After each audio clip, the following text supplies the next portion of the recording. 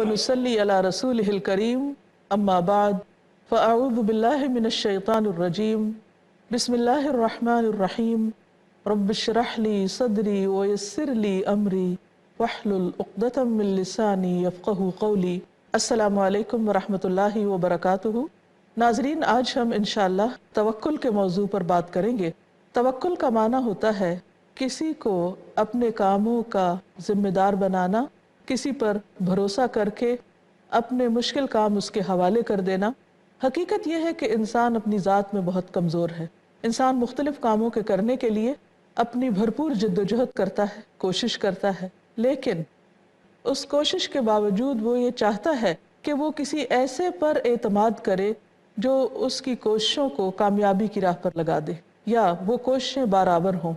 ایسے میں انسان اگر کسی بھی انسان پر بھروسہ کرتا ہے، کسی بھی انسان پر اعتماد کرتا ہے، تو تمام انسان خود محتاج ہیں، کمزور ہیں، وہ بھروسے کے قابل نہیں۔ لیکن جب انسان اللہ سبحانہ و تعالیٰ کو پا لیتا ہے اور اس پر اعتماد اور یقین رکھتا ہے اور اپنے کاموں کو اس کے سپرد کر دیتا ہے، تو وہ اس کے لیے کافی ہو جاتا ہے۔ قرآن مجید میں اللہ تعالیٰ کا ارشاد ہے، سورۃ الطلاق کی آیت نمبر 3 میں فرمایا وَمَن يَتَوَكَّلْ عَلَى اللَّهِ فَهُوَ حَسْبُهُ، اور جو اللہ پر توکل کرتا ہے، جو کوئی اللہ پر بھروسہ کرتا ہے، تو وہ اس کے لیے کافی ہو جاتا ہے۔ یعنی اس کے فائدے کے حصول کے لیے کسی بھی کام میں یا کسی مشکل میں، کسی پریشانی میں نجات پانے کے لیے وہ اس کے لیے کافی ہوتا ہے۔ حقیقت یہ کہ مومن اپنی کوششوں میں مجاہد ہوتا ہے، لیکن نتیجے کے اعتبار سے وہ متوکل ہوتا ہے۔ بھروسہ اللہ کی ذات پر کرے، کیونکہ انسان اس وقت تک کسی بھی کوشش میں کامیاب نہیں ہو سکتا جب تک اللہ کا اذن نہ ہو۔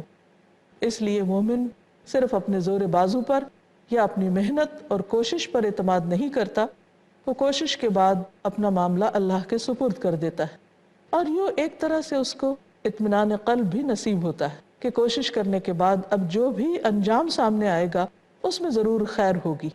اگر وہ انجام اس کی مرضی کے مطابق ہوتا ہے تو اس پر وہ خوش ہوتا ہے، اور اگر وہ اس کی مرضی کے خلاف جاتا ہے، یعنی انسان کی کوششوں کے بعد نتیجہ انسان کی مرضی کے خلاف نکلتا ہے، تو بھی وہ اس پر پریشانی کا شکار نہیں ہوتا، مایوسی کا شکار نہیں ہوتا، بلکہ وہ اطمینان کی حالت میں ہوتا ہے کہ اس میں بھی ضرور کوئی بہتری اور خیر ہوگی، کیونکہ انجام ہر چیز کا اللہ ہی کے ہاتھ میں ہے، اور اللہ تعالیٰ سے بڑھ کر کوئی اس کے لیے مہربان اور محبت کرنے والا اور اس کی خیر چاہنے والا نہیں ہو سکتا۔ بعض اوقات لوگ توکل کے مفہوم میں غلطی کرتے ہیں۔ وہ یہ سمجھتے ہیں کہ توکل کا معنی شاید یہ ہے کہ انسان اپنی کوشش نہ کرے اور صرف اللہ سے اچھی امید رکھے اور آس لگا کے بیٹھ جائے، حالانکہ توکل کا یہ معنی درست نہیں۔ مثلا کسان اگر یہ چاہتا ہے کہ وہ اپنی زمین سے بہترین پیداوار حاصل کرے، تو اس کے لیے ضروری ہے کہ وہ زمین میں ہل چلائے، بیج ڈالے، پانی لگائے اور باقی تمام احتیاطی تدابیر اختیار کرے، اور اس کے بعد اللہ پر بھروسہ کرے کہ وہ اس کی اس کھیتی کو پروان چڑھائے اور وہ واقعی برابر ہو۔ اب اگر کوئی شخص یہ سمجھتا ہے کہ چونکہ اس نے زمین میں ہل چلا دیا یا بیج ڈال دیا یا پانی سے سیراب کر دیا تو یہ کوشش کافی ہو جائے گی، تو یہ درست نہیں، کیونکہ بیج ڈالنا انسان کا کام ہے، لیکن اس بیج سے پودا نکالنا اللہ کا کام ہے۔ پودے کی شکل میں کسی بھی آپ پھول پتے کو دیکھیے کہ وہ کون بناتا ہے، کون پیدا کرتا ہے، ایک ہی بیج ہوتا ہے۔ مثلا انسان بیج ڈالتا ہے، لیکن اس سے جو پودا نکلتا ہے تو اس میں کچھ حصہ سرسبز ہوتا ہے، یعنی سبز رنگ کا ہوتا ہے، اور کچھ مثلا سرخ رنگ کا ہوتا ہے یا پیلے رنگ کا ہوتا ہے۔ یہ رنگوں کی تقسیم کون کرتا ہے؟ یہ ان کی شیپ کون بناتا ہے؟ ان میں مختلف طرح کے رنگ اور ذائقے کون ڈالتا ہے؟ یہ سب کچھ کرنے والا اللہ ہے۔ اس لیے انسان اپنے طور پر محنت سے کام لے، پلاننگ کرے، کوشش کرے اور صحیح ڈائریکشن میں کوشش کرے، اور اس کے بعد معاملہ اللہ تعالیٰ کے سپرد کر دے۔ اور اس میں صرف دنیا نہیں، آخرت کے معاملات میں بھی، اور یہ چیز انسان کو مسلسل محنت پر آمادہ کرتی رہتی ہے۔ توکل کے بارے میں کسی نے کہا ہے کہ توکل سے مراد یہ ہے کہ جو کچھ اللہ کے پاس ہے اس پر بھروسہ کرنا، اور جو لوگوں کے پاس ہے اس کی امید نہ رکھنا، کیونکہ جب تک انسان لوگوں سے امید رکھتا ہے اور لوگوں پر اعتماد کرتا ہے تو بسا اوقات اس کی وہ امیدیں پوری نہیں ہوتی، تو اس کے لیے سخت پریشانی اور مایوسی کا دور شروع ہو جاتا ہے۔ اس لیے انسان کو ایسی کیفیات سے بچانے کے لیے توکل کا سبق انسان کو دیا گیا ہے۔ یہاں یہ بات بھی یاد رہے کہ صرف اسباب پر بھروسہ کرنا درست نہیں، بلکہ ایک قسم کا شرک ہے، کیونکہ اسباب اللہ کے ہاتھ میں ہیں، اور اس لیے اللہ کی ذات سے ہی امید رکھی جا سکتی ہے کہ وہ ان اسباب کو کامیابی کی راہ دے۔ مثلاً کوئی شخص پودا حاصل کرنے کے لیے صرف بیج پر بھروسہ نہیں کر سکتا، اسی طرح انسان کے لیے یہ بھی درست نہیں کہ وہ بیج ڈالے بغیر، کوشش کیے بغیر صرف نتائج کی امید رکھے۔ یہ بھی پھر شریعت کا انکار ہوگا، کیونکہ شریعت ہی نے ہمیں یہ سکھایا، اور حکمت کا تقاضا یہ ہے کہ انسان اسباب کا کلی طور پر انکار نہ کرے، اسباب سے بھی کام لے۔ ایک حدیث میں آتا ہے کہ اگر تم اپنے رب پر اس طرح توکل کرو جیسا توکل کرنے کا حق ہے، تو وہ تمہیں اسی طرح روزی دے جیسے پرندوں کو دیتا ہے۔ صبح کو وہ بھوکے اٹھتے ہیں اور شام کو پیٹ بھرے ہوئے واپس آتے ہیں۔ اس کا یہ مطلب نہیں کہ پرندے اپنے گھونسلوں میں ہی بیٹھے رہتے ہیں اور اللہ تعالیٰ ان کو آسمان سے رزق پھینکتا رہتا ہے، ایسا نہیں ہوتا۔ پرندے صبح سویرے رزق کی تلاش میں نکلتے ہیں، سارا دن گھومتے پھرتے ہیں، مختلف درختوں پہ بیٹھتے ہیں، مختلف چیزوں کو اپنی اپنی ضرورت کے مطابق دیکھتے ہیں اور ان تک پہنچتے ہیں، مسلسل جد و جہد کرتے ہیں، کوشش کرتے ہیں، اور پھر اس کوشش کے نتیجے میں وہ اللہ کی رحمت اور فضل سے اپنا رزق پا لیتے ہیں۔ پرندوں کا توکل یہ نہیں کہ وہ اپنے گھونسلے میں بیٹھ رہے ہیں اور پھر یہ چاہیں کہ اللہ تعالیٰ اس توکل کی وجہ سے ان کو گھونسلے کے اندر ہی رزق دے دے۔ اس لیے توکل کا مفہوم سمجھنے کے لیے ضروری ہے کہ انسان ایک طرف تدبیر کرے اور دوسری طرف اللہ پر بھروسہ کرے۔ تدبیر کرنا بھی اتنا ہی ضروری ہے جتنا اللہ تعالیٰ کی ذات پر مکمل بھروسہ کرنا ضروری ہے، کیونکہ اگر کوئی شخص بیج ہی نہیں ڈالتا، محنت ہی نہیں کرتا، اور وہ یہ چاہتا ہے کہ بیج ڈالے بغیر پودا نکل آئے، تو ایسا کرنا شریعت کے مقاصد کے خلاف ہے، حکمت کے خلاف ہے۔ دین میں اس کی کوئی گنجائش نہیں۔ ہمارے دین نے ہمیں کیا سکھایا ہے کہ انسان اسباب کو بھی اختیار کرے، کیونکہ اسباب بھی اللہ نے پیدا کیے ہیں، اور اسباب اختیار کرنا بھی اللہ ہی کا حکم ہے۔ مثلاً ایک شخص نبی صلی اللہ علیہ وسلم کے پاس آیا، اور جب اندر آیا تو آپ نے پوچھا کہ تمہارا اونٹ کہاں ہے؟ کہا میں تو اللہ کے بھروسے پر اس کو چھوڑ آیا ہوں۔ تو آپ نے فرمایا کہ اعقل و توکل، کہ جاؤ اس کو باندھو اور پھر اللہ پہ بھروسہ کرو۔ یعنی اللہ پر بھروسہ کرنے کا مطلب یہ نہیں ہے کہ انسان اپنی تدبیر کو بالکل چھوڑ دے، پہلے تدبیر کرے، اپنے حصے کا کام کرے، اور پھر باقی تمام معاملہ اللہ کے سپرد کر دے۔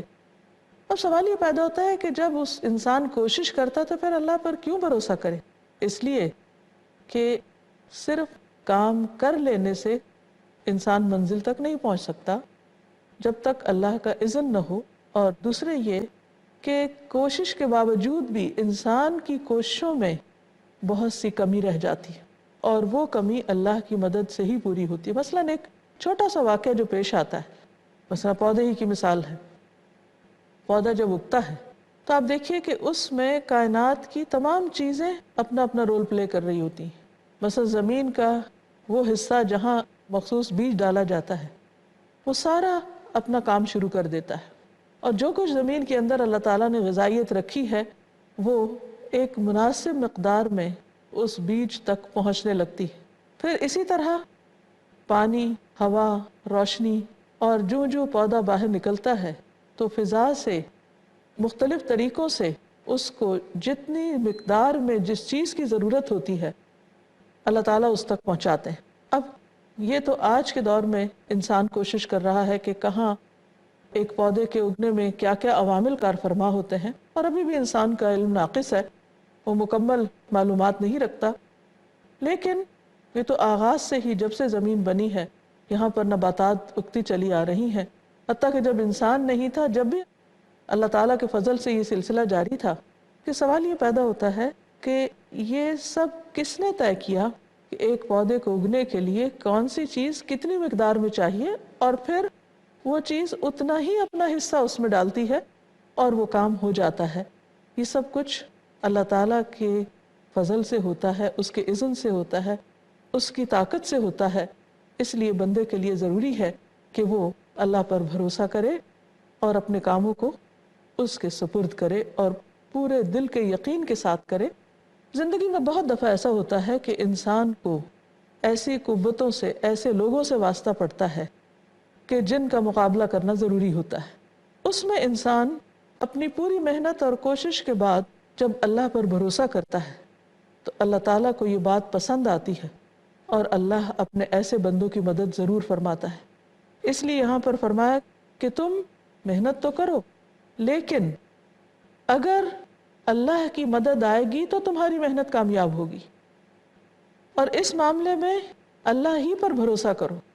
اس کا فائدہ یہ ہوگا کہ انسان بے جا قسم کی گھبراہٹ اور پریشانی سے بچ جائے گا۔ جب انسان گھبراہٹ اور پریشانی سے بچتا ہے تو اس کا پورا فوکس اور اس کی پوری توجہ اپنے کام پر ہوتی ہے، اور جو کام جتنے اطمینان کے ساتھ کیا جائے اس میں اتنی ہی بہترین کوالٹی پیدا ہوتی ہے، وہ کام اتنا ہی کوالٹیٹیو ہوتا ہے۔ اسی طرح ہم دیکھتے ہیں کہ بسا اوقات انسان زندگی میں بہت سے لوگوں سے ڈر رہا ہوتا ہے، ان کی طرف سے کسی شر یا اذیت پہنچنے کا اس کو خوف ہوتا ہے۔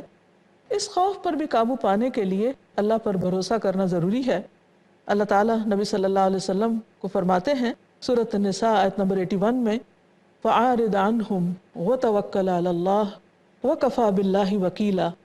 ان سے اعراض کرو، یعنی ان کی پرواہ نہ کرو، ان کی باتوں کی یا ان کی اذیتوں کی، اور اللہ پر بھروسہ رکھو، اور اللہ پر بھروسہ کرنا ہی کافی ہے، یعنی اللہ کا وکیل ہونا کافی ہے۔ وہ تمہارے تمام کاموں کو سنوار دے گا، تمہاری تمام امور کو درست کر دے گا۔ اس لیے بندوں کے معاملات میں بندوں سے ڈرنے کی ضرورت نہیں، اللہ پر بھروسہ کرنا ہی کافی ہے۔ اسی طرح نبی صلی اللہ علیہ وسلم کو اللہ تعالیٰ نے تسلی دی کہ اگر لوگ آپ کی بات نہ مانیں، حق کے پیغام کو قبول نہ کریں، تو اس موقع پر بھی آپ مطمئن رہیں اور اللہ کو اپنا وکیل بنائیں اور اللہ پر ہی بھروسہ کریں۔ ارشاد باری تعالیٰ ہے سورۃ التوبہ کی آیت نمبر 129، فَإِن تَوَلَّوْا فَقُلْ حَسْبِيَ اللَّهُ لَا إِلَٰهَ إِلَّا هُوَ عَلَيْهِ تَوَكَّلْتُ۔ اگر وہ اعراض کریں، منہ موڑ جائیں، تو ان سے کہہ دو کہ مجھے میرا اللہ ہی کافی ہے، جس کے سوا کوئی الہ نہیں، میں اسی پر بھروسہ کرتا ہوں۔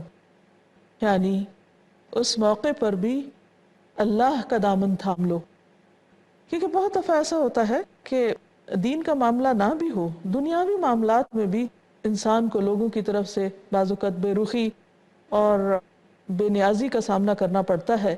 بہت سے لوگوں کی بے وفائی کی وجہ سے پریشان حال ہوتے ہیں اور اپنی زندگی کو مزریبل بنا لیتے ہیں۔ بعض اوقات کسی کی طرف سے ملنے والی مدد ختم ہو جاتی ہے، کسی کا ساتھ، کسی کی دوستی، کسی کا جو تعاون ہے وہ ختم ہو جاتا ہے۔ ایسے میں انسان اپنے آپ کو دنیا میں تنہا، بے یار و مدد